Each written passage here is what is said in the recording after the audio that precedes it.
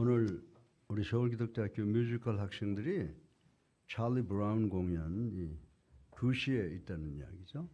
2시에 있다고 하는데 여러분들 좀 오늘 오후에 남으셔서 즐거운 뮤지컬 공연도 보시고 좀 예배도 드려서 하나님께 영광 돌리는 여러분 되기를 간절히 부탁을 드립니다. 우리 하나님 사랑하십니까? 아멘. 아멘. 감사합니다. 요즘 우리들은 성탄이 돼도 옛날에는 12월 달 딱 들어가면 크리스마스 캐롤을 아주 어느 곳에서 들었는데 이제 크리스마스 캐롤을 들을 수 없는 그런 세상이 되어 버렸습니다. 과거에 성탄 시즌이 되면 다양한 캐롤을 들으며 정말 즐겁고 그리고 아름다운 천국을 꿈을 꾸고 했습니다. 수많은 캐롤이 있지만은 여러분들 고요한 밤, 거룩한 밤만큼 성탄의 의미를 주고 기쁨을 주고 감동을 주는 캐롤도 드물다라고 생각을 할 수가 있습니다. 우리가 2주간의 설교를 누가복음 말씀으로 본문을 생각을 해보았습니다. 그런데 오늘은 마태복음 1장 18절부터 25절까지를 본문으로 생각을 해보려고 하는데 마태복음의 말씀은 누가복음의 말씀과 함께 병행해서 생각해 볼 수 있는 말씀이라고 생각을 합니다.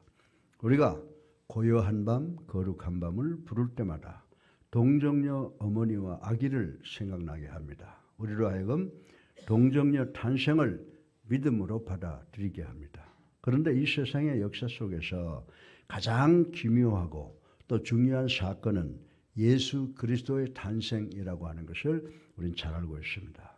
우리의 이 역사 속에서 예수 그리스도의 탄생을 제외하고는 많은 것이 무가치한 것이라고 하는 것을 우리는 잘 알고 있습니다.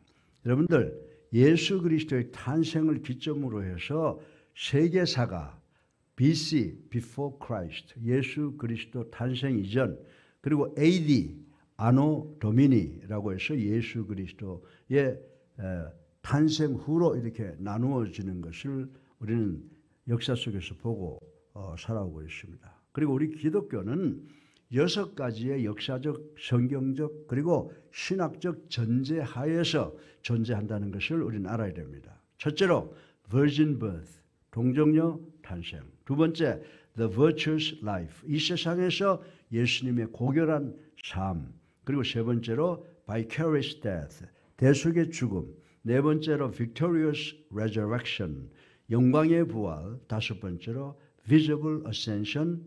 그리고 여섯 번째로 the coming again, 다시 오실 예수 그리스도의 재림. 이 6가지가 전제돼야 이게 기독교라고 말씀을 드릴 수가 있습니다. 다시 말해서 예수님께서 이 세상에 오시는 방법은 초자연적, 슈퍼내추럴한 방법을 통해서 오셨습니다. 그리고 이 세상을 떠나실 때도 슈퍼내추럴, 초자연적 방법으로 떠나셨다라고 하는 것을 우린 잘 알고 있습니다. 더 나아가서 앞으로 오실 때도, 다시 말해서 재림하실 때도 초자연적 방법을 통해서 오실 것이라고 성경은 예언하고 있다고 하는 것을 우린 잘 알고 있습니다. 우리가 역사적 사실을 말하는 것은 역사적이라고 말한다고 하면 이 땅에서 일어난 사건을 말하는 것입니다. 여러분이 어떤 교회 평생 적을 들은 이유가 어디에 있다고 생각하십니까? 대부분의 성도들의 이야기를 들어보면요, 그 교회의 목사님들을 신뢰하기 때문일 것이다 라고 이야기하는 사람들이 많이 있습니다. 그러면 우리가 존경받는 목사님을 어떻게 규정을 합니까? 존경받는 목사님은요, 적어도 자기 전공 과목인 성경의 certainty, 확실성과 accuracy, 정확성과 그리고 a passion for the subject matter, 성경을 하나님의 말씀으로 믿는 신앙과 love the believers, 믿는 자들을, 성도들을 사랑하는 그런 목사님일 거라고 생각해 볼 수가 있습니다. 여러분들의 목사님이 만약 이 4가지 요소를 소유하신 분이시라면 이분은 존경받을 만하고 우수한 목사님이라고 저는 말씀을 드리는 것입니다. 그리고 여러분은 이런 목사님의 말씀에 순종할 거예요. 교회 교인들, 어제도 제가 그 장로님 나하고 나이가 같더라고. 근데 제가 말하니까 아유 목사님이 말씀이니까 들어야죠. 그래요. 그런데 교회 안에서 목사 말을 안 듣는 성도나 또 직분자가 있다고 하면 두 가지 문제예요. 목사가 잘못됐거나 교인이 잘못됐거나 둘 중에 하나 잘못이 되었다 그러는데 교회 안에서는 하나님의 말씀에 순종이 있어야 된다고 성경은 누누이 지금 강조하고 있는 것을 우리는 알 수가 있습니다. 사람이 좀 부족하더라도 그 입에서 나오는 성경 말씀이 진리라고 하면 들어야 된다라고 하는 것입니다. 우리가 누가복음을 포함한 신약 성경의 모든 복음서를 보면 기본적으로 구약, 즉 역사적 사건과 그 예언이 성취된 또 하나의 역사적 사건이 기록된 것이 신약 성경이라고 하는 것을 우리는 볼 수가 있습니다. 따라서 여러분이 누가복음 1장 1절부터 4절을 읽어보면 세상의 역사의 배후에는 하나님의 구속사적인 섭리에 대한 역사책의 서론 같은 느낌을 갖게 될 것이다 라고 생각을 할 수가 있습니다. 누가복음 1장 2절부터 4절을 보면 누가는 자기가 왜 이 책을 기록하게 되었는가와 자기가 어떻게 하나님께로부터 영감을 받았는가를 서술하고 있는 것이라고 생각을 할 수가 있습니다. 그럼에도 불구하고 바울 선생은 누가를 가리켜서 위대한 역사가 누가라고 하지 아니하고 위대한 의사 누가라고 부르고 있다라고 하는 것입니다. 다시 말해서 문학적인 소양이 아니라 과학적이고 역사적인 사고를 소유한 누가가 이 복음을 기록했다. factual. 그러니까 사실을 기록했다라고 하는 것을 강조하기 위해서 역사가 누가라고 그러지 아니하고 의사 누가라고 말했다고 하는 것을 우리는 깨달아야 된다라고 하는 것입니다. 그런데 누가복음 1장 3절 말씀 중에 시작 부분부터 자세히 미루어 살핀이라고 하는 말이 등장을 하는데 이 말을 영어 어원으로 찾아보면 eyewitness라고 표현하고 있어요. eyewitness라고 표현하고 있는데 이 영어 단어 eyewitness라고 하는 단어의 원어 헬라 단어는 autopsy. 여기 의사들 안 계시죠. autopsy라고 하는 말은 뭐냐면 사체 해부를 학문적으로 부를 때 autopsy라고 그러는 거예요. 누가는 너희들은 autopsy, 즉 사체 해부에 참여하는 참관자들이다. 그러니까 저도 의과대학에 하면서 그 해부학을 했는데 보니까요. 미국에서는 사체들이 많아서 한 4명 정도 상체 둘, 하체 둘 이런데 한국에는 그냥 한 사체 하나 갖다 놓고 몇십 명이 들러붙더라고요. 그러면서 우리가 보면은 요거는 혈관이다. 혈관 중에 요건 정맥이다. 동맥이다. 요거는 신경이다. 이런 걸 눈으로 보고 저희들이 배웠거든요. 그러니까 다시 말해서 누가복음을 읽는 너희는 눈으로 1차적인 증거를 보고 말하는 것이다 라고 하는 것을 누가는 이야기를 하고 있다고 하는 것입니다. 누가는 내가 이 복음을 기록하기 전에 많은 사람과 인터뷰를 했고 많은 사람과 대화를 나누었다라고 말씀을 하고 있습니다. 사랑하는 성도 여러분, 현대는 예수 그리스도의 삶에 대해서 설왕설래가 많다고 하는 것 부인할 수 있는 사람이 없습니다. 요즘 감리교회에 속했던 어느 교수 목사는 예수님을 육바라밀을 실천한 불교의 보살과 같다라고 사찰에서 강의를 해서 그 어느 대학 하나를 완전히 작사를 내고도 멀쩡하게 고개를 들고 여기저기 다니면서 생명수 하나님의 말씀에 독을 뿌리고 있는 것을 지금 우리는 보고 있다고 하는 겁니다. 그것이 지금 우리 그리스도교회 안에도 들어와 있다는 겁니다. 다시 말해서 요즘 이 세상에는 예수님에 대한 과장과 과소평가와 여러 가지 전설을 만들어내고 있다는 것을 우리는 알아야 된다고 하는 것입니다. 그러나 인간들은 예나 지금이나 진실을 찾아 안타깝게 헤매고 있다고 말씀을 드릴 수가 있습니다. 그래서 성령의 감동을 받은 의사 누가가 예수 그리스도의 탄생과 삶과 죽음과 부활 승천에 대해서 역사적으로 과학적으로 집필을 시작한 것이라고 누가복음을 읽어보면 그런 결론에 도달할 수가 있습니다. 누가는 가공도 과장도 과소평가도 말고 정확하고 진실하게 진실 그대로를 서술했고 의미의 정확한 표현력을 갖고 있는 헬라 용어를 사용하였고 과학적인 방법으로 그리고 역사적인 방법으로 누가복음을 서술했다. 이렇게 이야기를 하고 있는 것입니다. 이 누가복음의 서론은 누가가 하나님의 말씀을 눈으로 보고 깨달은 것이라고 지금 성경은 설명하고 있습니다. 그래서 누가복음 1장 3절 상반절에 그 모든 일을 근원부터 자세히 미루어 살핀이라고 기록되어 있는 것을 우리는 볼 수가 있습니다. 여기서 누가가 하는 말의 의미는 나는 역사를 집필하고 있는데 이것은 진리이다. 이 역사서는 연대에 의해서 정확하게 그리고 그 내용, 그 사실이 가감 없이 기록된 것이다 라고 지금 1절에서 4절까지를 이야기하고 있는 것입니다. 그리고 누가는 데오빌로라고 하는 사람에게 이 글을 썼습니다.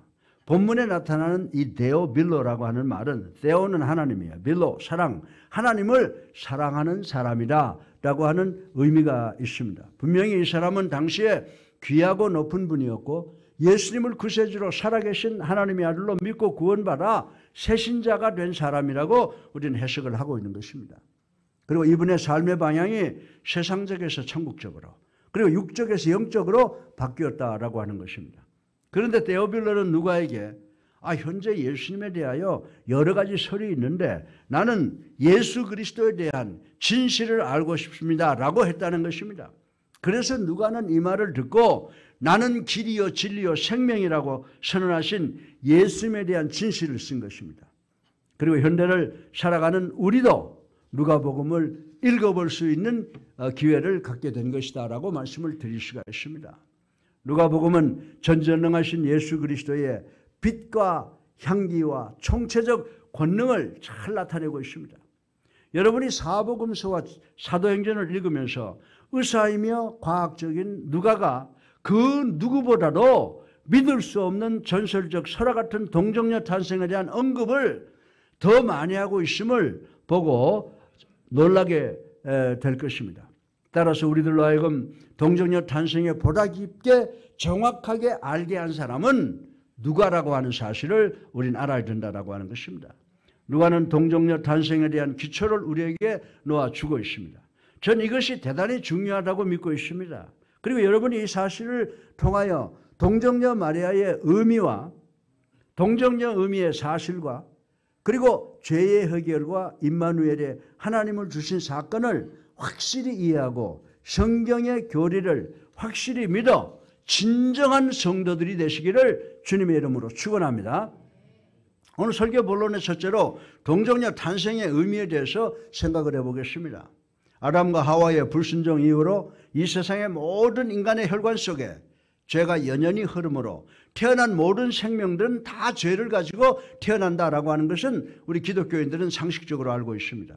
그러나 천주교에서는 동정녀 즉 마리아가 원죄 없는 아기를 출산했다라고 해서 마리아에게는 원죄가 없다라고 생각을 합니다. 그리고 이 사상을 가리켜서 성모 무엇을 즉 Immaculate Conception이라고 신학적으로 부르고 있는 것입니다. 이 성모 무엇을은 마리아 숭배 사상과 깊게 연결되어 있는데 이는 비성서적이라고 하는 사실을 우리는 깨달아야 된다라고 하는 것입니다. 우리는 마리아를 존경합니다. 마리아를 사랑합니다. 그러나 마리아를 성모라고 부르거나 예배하지 않는 것 우리가 상식적으로 알고 있습니다. 초대교회들은 주 AD 320년에서 330년까지는 성모 무엇에 대해서 전혀 모르고 있었습니다. 그런데 1952년경에 와서 가톨릭 교황에 의해서 성모 무엇의 교리가 논쟁이 되게 되었는데 이 마리아의 성모 무엇은 동정녀 탄생과는 전혀 무관하다는 사실을 우리는 알아야 된다라고 하는 것입니다.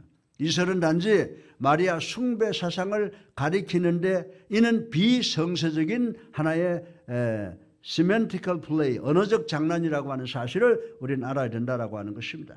우리는 마리아를 대단히 존경하고 사랑하지만 우리는 오직 예수 그리스도만을 사랑하고 숭배하고 예배하는 줄로 믿으시기를 주님의 이름으로 축원합니다. 그런데 이것이 바로 성경에서 우리에게 가르치는 바입니다. 더 놀라운 사실은 엊그제 로마 교황청은 동성애자들의 결혼식을 공식적으로 인정하는 결정문을 발표하면서 하나님께서 그들도 사랑하신다라고 그랬어요. 그렇습니다. 나도 우리 그리스도의 교회도 그들을 사랑합니다. 그러나 그들은 치료받아야 마땅한 사람이라고 생각한다고 하는 것이 우리 그리스도의 교회가 갖고 있는 생각이라고 하는 것입니다. 사랑하는 성도 여러분, 예수님의 출생은 지극히 정상적이고 자연분만이었습니다. 그러나 예수님의 잉태는 정상적이 아니며 신비한 초자연적 슈퍼내추럴한 사건이었다는 것을 우리 성경을 통해서 배워서 다 알고 있습니다. 여러분이 동정녀 탄생을 표현할 때는 초자연적이라고 하지 않습니다. 여러분이 동정녀 잉태를 표현할 때는 초자연적이라고 합니다. 저는 그런데 모든 출생은 다 기적적이라고 저는 생각을 합니다. 여러분이 만약 생명이 태어나는 것을 기적적이라고 보지 않는다면 여러분은 출생을 전혀 경험해 본 일이 없는 사람이 아닌가라고 생각을 해봅니다. 아기 출생은요, 보면 다 기적이더라고요. 예? 그러나 모든 출생은 반드시 세 가지 요인이 현실적으로 연합해야 된다는 거예요. 뭡니까? 첫째, 남자가 있죠. 두 번째, 여자가 있죠. 그리고 누가 계세요? 하나님이 계신다 이 말입니다. 그러나 예수님의 출생은요, 두 가지밖에 없었어요. 두 존재만 관계하고 있습니다. 여자와 하나님이 계십니다. 남자와 관련은 전혀 없었다고 하는 사실을 우리 성경을 통해서 알고 있는 것입니다. 이것이 바로 동정녀 탄생이라고 하는 거예요. 동정녀 탄생은 하나님께서 성육신하여 이 세상의 모든 죄를 구원하시기 위하여 이 세상의 역사 속으로 오시는 역사의 전무후무한 축복의 의미라고 하는 것을 우리는 알아야 되는 줄로 믿으시기를 주님의 이름으로 축원합니다. 여자와 성령과의 그 관계로서 생겨난 존재. 그러니까 성령께서 하나님께서 직접 개입하셔서 이 땅에 오시기 위해서 사용하신 방법이 바로 동정녀 탄생이라고 하는 사실을 우리는 알아야 되는 줄로 믿으시기를 바랍니다. 자, 그럼 둘째로 동정녀 탄생의 사실에 대해서 생각을 해보겠습니다. 우리는 과거로 돌아가 볼 수가 있습니다. 여러분들은 일찍 사도들의 고백을 외우고 들어서 잘 알고 있습니다. 사도신경이라고 하는 걸 오늘 아침에 제가 너무 깊이 생각하다가 머무렸는데 신앙 고백문은 성경을 그대로 압축시킨 것입니다. 그런데 이 신앙 고백문에도 동정녀 마리아에게 태어나시고 라고 고백을 하고 있다고 하는 것입니다. 우리는 초대교회의 어거스틴을 비롯한 모든 교부들도 동정녀 탄생의 원리를 지지하고 동정녀 탄생에 대한 교리를 믿었다라고 하는 것을 우리는 잘 알고 있습니다. 우리가 구약 성경을 보면 이사야 선지자는 예수님께서 동정녀 몸을 통해서 잉태되고 출생하실 것을 예언을 하셨습니다. 우리는 여기에 동정녀 탄생에 적용이 있고 먼저 보는 것과 나중 보는 것이 있음을 깨닫게 됩니다. 또한 사도행전과 계시록에도 동정녀 탄생이 포함되어 있습니다. 동정녀 탄생을 특별하게 자세하게 가르쳐 주고 있습니다. 그런데 누가복음과 마태복음 이 두 복음서에서는 동정녀 탄생에 대하여 더 정확하게 더 구체적으로 가르치고 있다는 것을 우리는 생각을 해야 됩니다. 여러분, 윌리엄 램지라고 하는 고고학자는 예수 그리스도의 동정녀 탄생이 허무맹랑한 소리임을 입증해서 기독교를 완전히 멸절시키겠다고 결심을 했습니다. 그래서 이 사람은 누가복음을 가지고 중동 여행을 떠났습니다. 그런데 이 사람은 하버드 대학 출신에다가 고고학자로서 최고의 권위를 가지고 있었습니다. 이 사람은 누가복음에 대한 역사적 사실을 조사했고 2년 후에 집으로 돌아왔습니다. 그리고 고백하는 말이 나는 이스라엘의 역사와 지리학과 누가복음을 비교 연구하고 살펴보았습니다. 그리고 나는 예수님을 나의 구세주로 살아계신 하나님의 아들임을 고백을 하고 영접하여 그리스도인으로 거듭났습니다 라고 하는 고백을 중동에서 돌아와서 미국에서 고백을 한 것입니다. 예, 사랑하는 성도 여러분, 따라서 우리는요 많은 사람들이 연구하고 연구해서 나온 결과를 믿는 거예요. 우리는 지금 믿고 신용할 수 있는 하나님의 말씀을 논하고 있는 줄로 믿으시기를 주님의 이름으로 축원합니다. 그럼에도 불구하고 어떤 사람들은 마태복음에 동정녀 탄생을 있습니다. 그리고 또 어떤 사람은 누가복음에 동정녀 탄생을 있습니다. 그리고 뭐라고 결론을 내리냐 하면 이거 사실이 다르잖아 라고 하는 결론을 내립니다. 그렇습니다. 이 스토리를 보면 다릅니다. 그러나 이 두 복음서의 내용은 서로 상충되는 것이 아니라 서로 보완된다는 사실을 우리는 깨달아야 된다라고 하는 것입니다. 여러분이 누가복음서에 보는 것은 천사가 누구한테 나타났어요? 엘리사벳을 방문하고 마리아의 잉태를 선언하는 것을 볼 수가 있습니다. 또 나사렛에서 베들레헴으로 가는 여행기사가 실려 있습니다. 아기 예수가 구유에서 동정녀 마리아에게서 태어나는 스토리가 있습니다. 그리고 목자들이 방문하는 기록이 되어 있습니다. 그러나 여러분들이 마태복음을 열어보면 마태복음을 읽어보면 아기 예수님의 탄생에 대하여 다른 시각의 스토리가 기록되어 있다고 하는 것을 우리는 알 수가 있습니다. 이곳에서는 천사가 마리아의 정혼자 요셉의 꿈에 나타나서 마리아가 임신했다라고 하는 사실을 알리는 것입니다. 동방박사 세 사람의 방문 기사가 기록되어 있습니다. 요셉이 마리아와 아기 예수를 데리고 애굽으로 피난가는 사건이 기록되어 있습니다. 누가복음은 쉽게 말해서 마리아 측면에서 예수님의 출생을 본 것입니다. 반대로 마태복음은 남편 요셉의 측면에서 아기 예수님의 출생을 그려본 것이라는 것입니다. 이 두 스토리는 상충되는 것이 아니라 상호 보완되는 스토리라고 하는 것을 깨달아야 되는 줄로 믿으시기 바랍니다. 그래서 이 두 복음은 첫째 복음 그리고 셋째 복음으로 동정녀 탄생을 사실 그대로 아름답게 표현을 하고 있다는 것을 우리는 오히려 하나님께 감사해야 된다라고 하는 것입니다. 어떤 사람은 이 땅 위에 있는 모든 종교는 그 종교 나름대로 자기 종교 창시자들에 대한 그럴듯한 진실을 만들어낸다고 생각을 합니다. 불자들이 석가모니에, 모슬렘 교인들이 마호메세, 그리고 유교를 숭상하는 사람들이 그 각자 자기 종교에 대한 학자들이 써놓은 그 역사적 자료를 많이 읽는다고 했습니다. 그러나 우리 믿는 자들은, 우리 그리스도인들은 하나님의 말씀인 성경을 읽는 줄로 믿으시기 바랍니다. 그런데 우리 성도들이 마태복음과 누가복음을 읽게 되면 무엇을 얻는다고 여러분들 생각하십니까?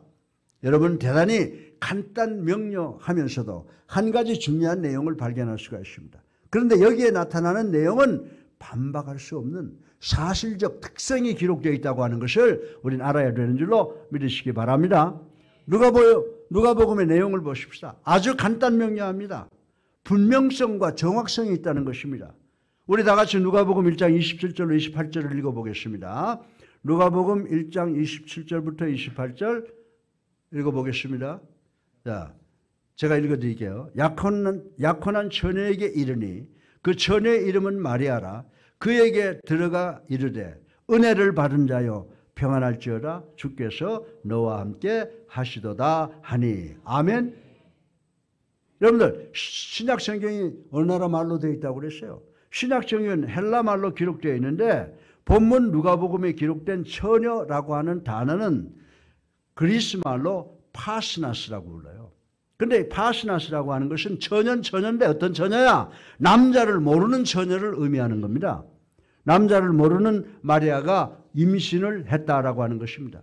그런데 많은 사람들은 마리아가 이 사건을 기대하고 있었다고 기록하는 사람들이 있습니다. 마리아는 자기가 예수님 메시아를 출산할 것을 알고 성장했다라고 가르치는 교회도 있습니다. 그러나 본문 내용을 보면 전혀 그렇지 않은 것을 발견할 수가 있습니다. 마리아는 가브리엘 천사를 보고 아니 그동안 어디 계셨습니까? 오래 기다렸습니다 라고 인사했습니까? 아니죠. 누가복음 1장 29절부터 35절을 보면요, 천사가 마리아에게 뭐라고 말합니까? 내가 하나님의 은혜를 입어 아들을 낳으리니 이름을 예수라 하라. 그가 큰 자가 되고 지극히 높으신 이의 아들이라고 했습니다. 그러나 누가복음 1장 34절을 보세요. 마리아가 천사에게 뭐라고 말합니까? 마리아가 천사에게 말하되 나는 남자를 알지 못하니 어찌 이런 일이 있을 수가 있습니까? 라고 반론을 제기하는 것을 우리는 볼 수가 있다라고 하는 것입니다. 이 반론에 대해서 35절을 보세요. 천사들이 뭐라고 이야기하고 있냐? 천사가 대답하여 이르되 성령이 내게 임하시고 지극히 높으신 이의 능력이 너를 덮으시리니 이름으로 나실 바 거룩한 이는 하나님의 아들이라. 아멘이죠. 여기서 우리 모두는 마리아의 태가 하나님에 의해서 하나님의 영광 속으로 들어갔다라고 하는 사실을 입증하고 있다는 말씀이라고 생각할 수가 있습니다. 그래서 마리아의 태는 거룩하고 성결하게 되었습니다. 성령께서 역사하셔서 초자연적 잉태, 즉 동정녀 탄생이 성령의 잉태로 이루어진 것임을 우리는 성경을 통해서 볼 수 있다고 저는 확실하게 믿습니다. 여기서 우리는 동정녀 탄생의 아름다움과 거룩함을 간단 명료하고 정확한 설명으로 볼 수가 있습니다. 그러므로 우리는 동정녀 탄생의 의미와 용어를 생각해 보았습니다. 그리고 이 사실이 구체화되는 것도 생각을 해보았습니다. 그렇다면 지금 우리 모두는 동정녀 탄생이 왜 그렇게 중요한가에 대한 질문이 있어야 되는 줄로 믿으시기 바랍니다. 그냥 애 하나 오면 되지 왜 동정녀 탄생이 중요합니까? 동정녀 탄생이 여러분과 저에게 주는 의미가 무엇입니까? 동정녀 탄생은 말씀이신 하나님께서 육신이 되어 성육신하기 위해서는 없어서 안 될 필수 불가결의 요구이기 때문에 중요한 것이라고 말씀을 드립니다. 동정녀 탄생은 임마누엘의 하나님이 우리와 함께 하시기 위해서는 동정녀 탄생이 확실하게 있어야 되는 사실임을 깨닫는 우리 모두가 되시기를 주님의 이름으로 축원합니다. 그러면 셋째로 동정녀 탄생은 왜 있었느냐? 우리 죄의 대속을 위해서 절대 필요한 요구 조건이라고 하는 것을 생각해 보겠습니다. 먼저 우리의 구세주는 우리의 죄를 대속하기 위해서 우리와 똑같은 인간이 되어야 합니다. 그래서 우리는 예수님의 동정녀 탄생을 본 것입니다.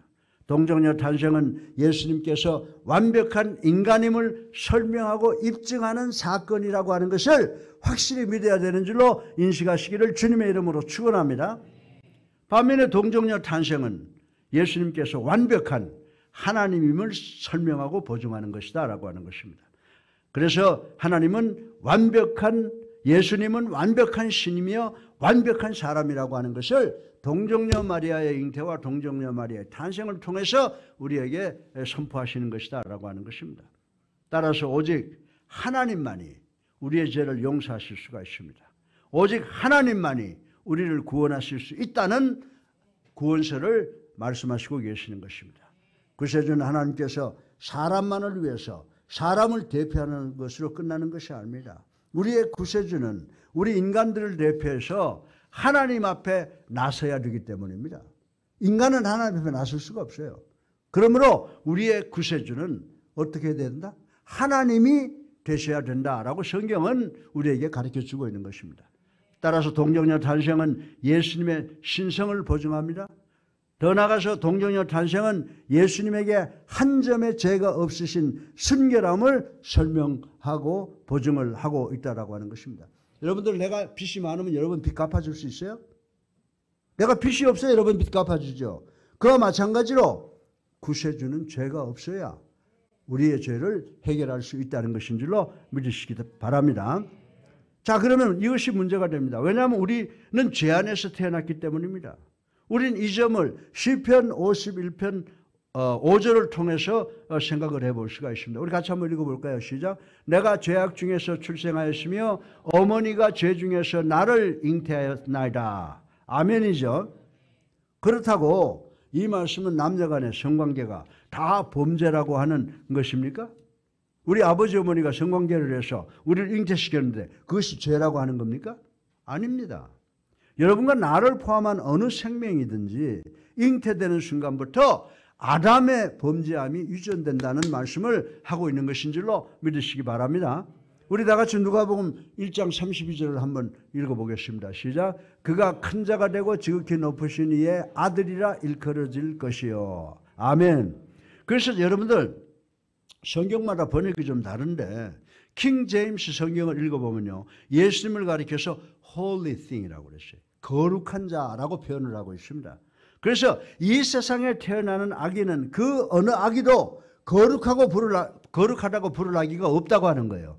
믿으시면 아멘 하세요. 여러분들이 아기 안고 나가서 뭐라고 그럽니까?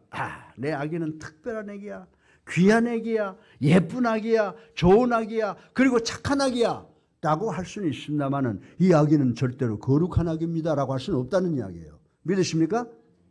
여러분이 그 아기가 성장하면서 그 아기의 거짓말하라고, 훔치라고, 욕심을 가지라고 가르친 일 있어요? 없지 않습니까? 그런 아기는 본능적으로 그런 성향을 갖고 태어난다는 것입니다. 이런 부정적인 요인들이 어디서 왔다고 생각을 합니까? 바로 우리의 선조인 아담과 이브의 죄가 우리 아기들에게 유전됐다고 지금 성경은 우리들에게 가르쳐주고 있는 겁니다. 예. 그러면 질문 하나 드리겠습니다.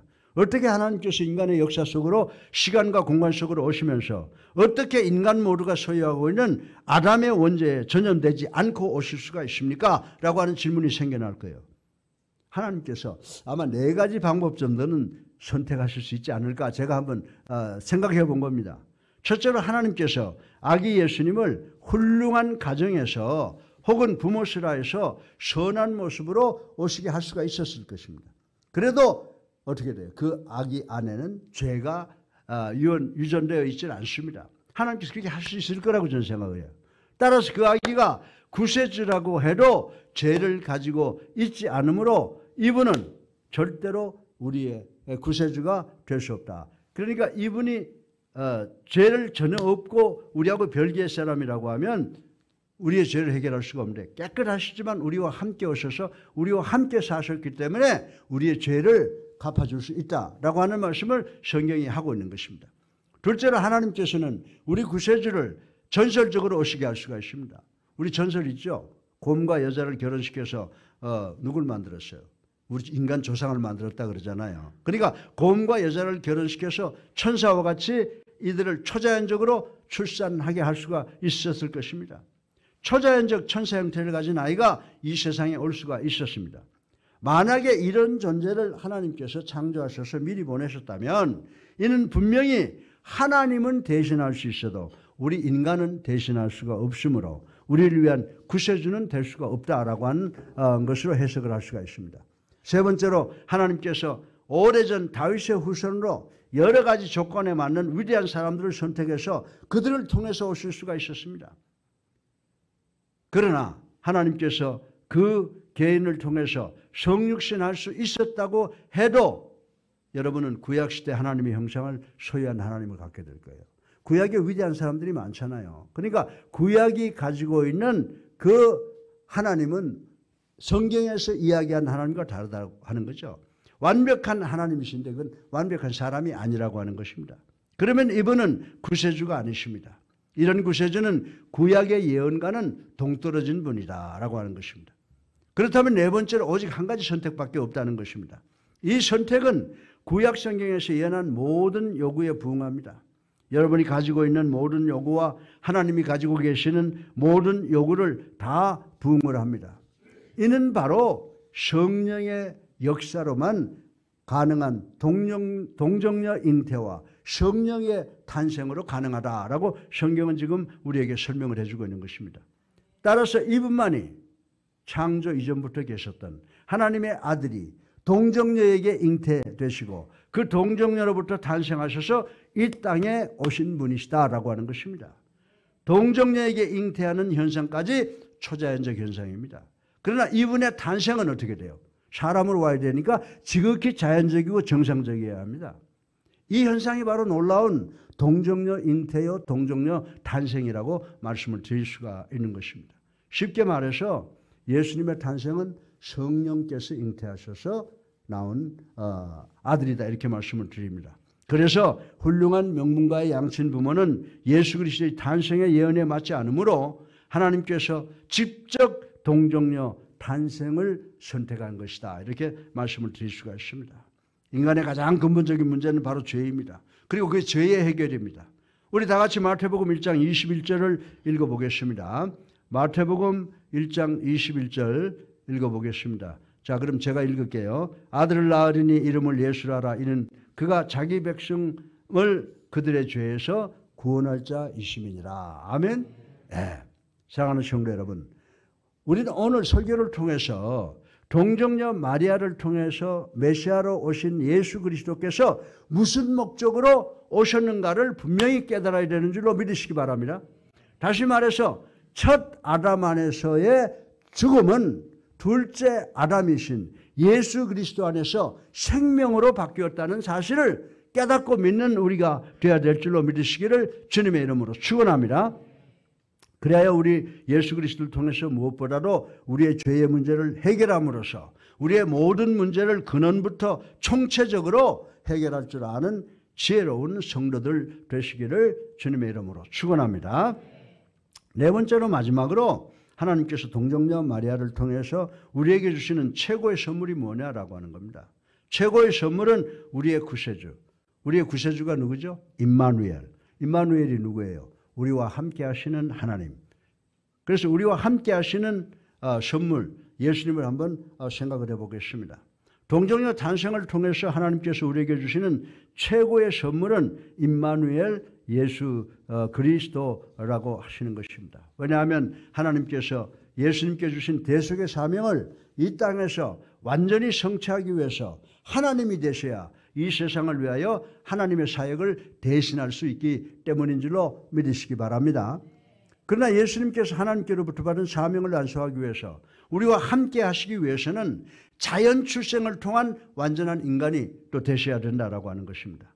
이렇게 해서 예수님께서 하나님 앞에서 우리를 대표할 수 있게 되기 때문에 이런 계획을 하나님께서 하셨다라고 하는 것입니다. 그 예언은 우리들의 대속을 위한 어린 양이 되어서 십자가에 달려서 희생하시기 위해서 한 점의 죄도 없어야 되기 때문입니다. 동정녀 탄생을 통한 예수님만이 구약 성경에 예언된 어린 양이 될 수 있기 때문에 하나님께서 이 계획을 하신 것이다라고 하는 것입니다.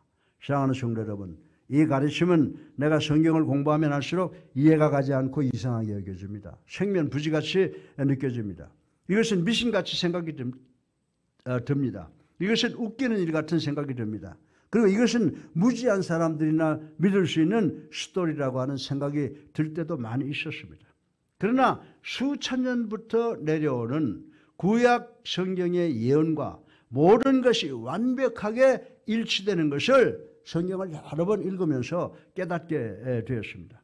그리고 이것은 이렇게 되어야만 이는 하나님께서 하시는 구속사가 성취되는 것이라고 생각을 하게 됩니다.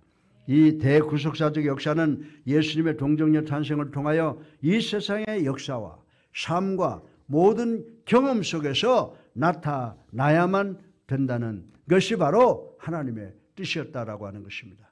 사랑하는 성도 여러분, 예수님의 나타나심은 탄생은 초자연적이셨죠.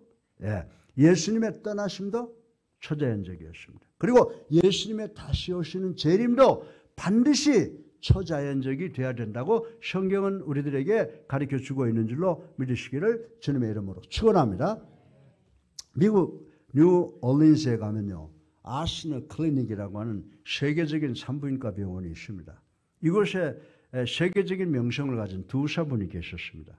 한 분은 믿는 자고 또 한 분은 믿지 않는 자였습니다. 어느 날 이 두 사람이 전심을 같이 하게 되었습니다. 그래서 무신론자인 의사가 그 믿는 의사를 바라보면서, 여보, 지금은 크리스마스 시즌인데 당신 같은 세계적인 석학이며 과학자가 예수의 그 동정녀 탄생을 믿는단 말이요? 라고 시비를 걸었습니다. 그때 그리스도인인 의사는 가만히 생각을 하다가 이렇게 말을 했다고 그래요.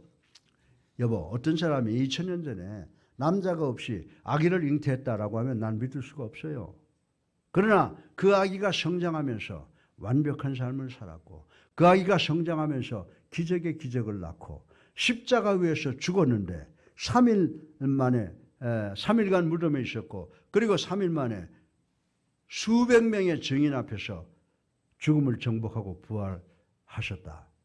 그리고 또 수백 명 앞에서 승천하는 모습을 보여준다면 나는 동정녀 탄생을 믿지 않을 수가 없네 라고 답변했다는 겁니다. 이게 무슨 말이에요? 자기는 성경을 확실한 과학적인 근거가 있는 것이다 라고 믿는 사람의 답변이라고 하는 것입니다. 이 답변이 우리의 답변이 돼야 돼요. 예? 아기 예수님의 동정녀 탄생은 사실과 완벽하게 부합이 된다는 것입니다. 여러분들 성경을 읽어보면 읽어볼수록 그걸 느끼게 되는 거예요. 만약 예수님께서 하나의 인간이라면 동정녀 탄생은 불가능합니다. 만약에 예수님께서 완벽한 인간이시면서 하나님이시라면 동정녀 탄생은 지극히 자연스러운 것이고 기대되는 것이라고 성경은 이야기를 하고 있습니다. 믿으시면 아멘 하세요.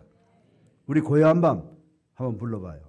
Silent night, holy night, all is calm, all is bright, round you virgin mother and child, holy infant so tender and mild, sleep in heavenly peace,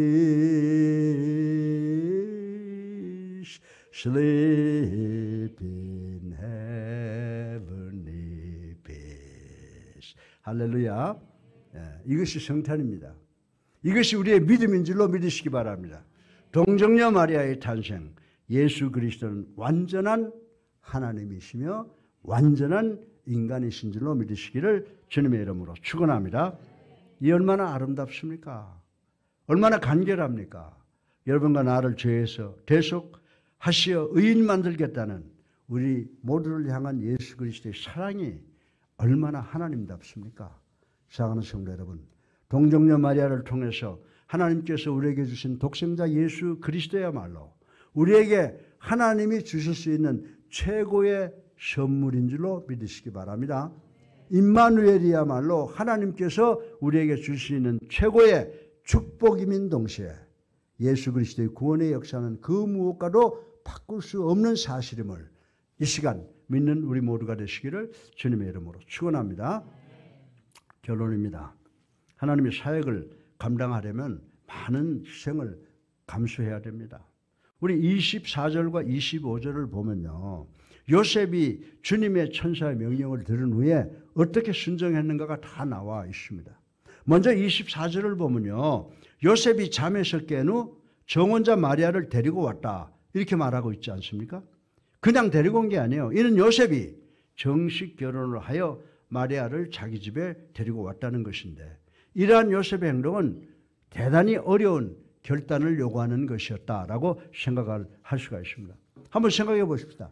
현재처럼 성이 개방된 시대에도 혼전 임신을 했다면 스캔들인데, 철저하게 율법을 지키던 당시 유대 사회에서는 얼마나 더 심각하고 얼마나 더 어려운 일이었겠느냐라고 하는 것입니다.